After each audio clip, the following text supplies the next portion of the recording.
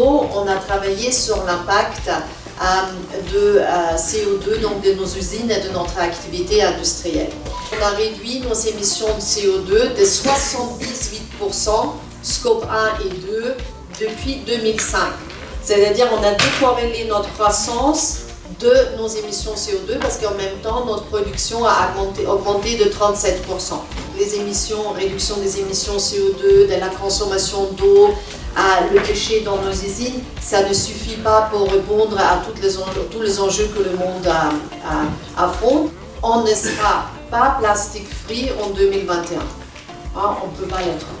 On n'a aucune solution technologique pour l'être. On est rentré dans la transformation du modèle économique via la biodiversité. Et on ne peut pas, parce que vous l'avez rappelé, contribuer à ce que ces ressources naturelles soient épuisées. Votre sujet rentabilité environnement, là, il est trouvé parce que ce produit marche mieux dans cette forme. C'est exactement la même chose en termes de composition. Pareil, 60% de poids en moins, 55% de volume en moins, 45% d'émissions de CO2 en moins sur un produit.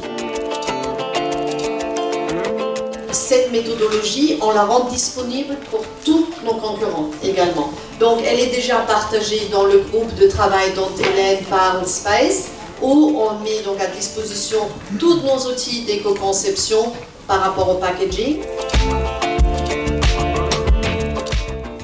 Et les solutions, c'est de passer par d'autres types de fret, et qui sont notamment le fret maritime, dont l'empreinte environnementale n'est pas non plus absolument excellente, mais en tout cas, elle est meilleure que celle de l'avion.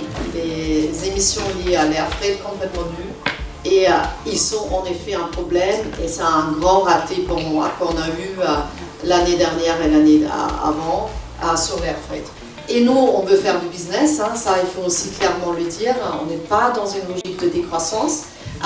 Comment on peut faire ça avec le moindre impact possible et donc transformer notre supply chain pour être sûr qu'on n'a pas à utiliser de l'air frais. Non seulement c'est un secteur essentiel à l'emploi, mais c'est un marqueur d'une histoire, d'une civilisation, d'un art de vivre, etc. Et ça, c'est finalement tout aussi utile. C'est que c'est vrai, nous avons beaucoup d'influence.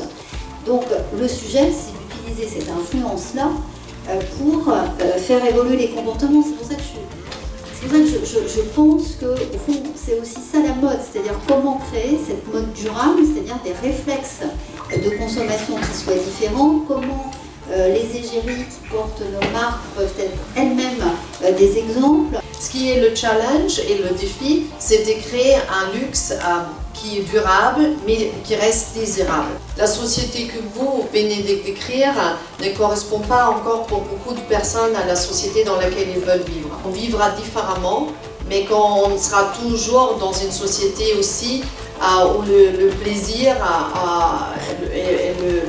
surtout lié à des produits de beauté qui sont quand même un besoin essentiel de l'humanité, sera là.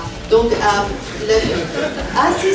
si vous rigolez, alors là, des études du monde entier peuvent vous démontrer à quel point le désir de beauté, c'est-à-dire avec chacun sa définition, fait vraiment partie de nos besoins essentiels et depuis le début de l'humanité.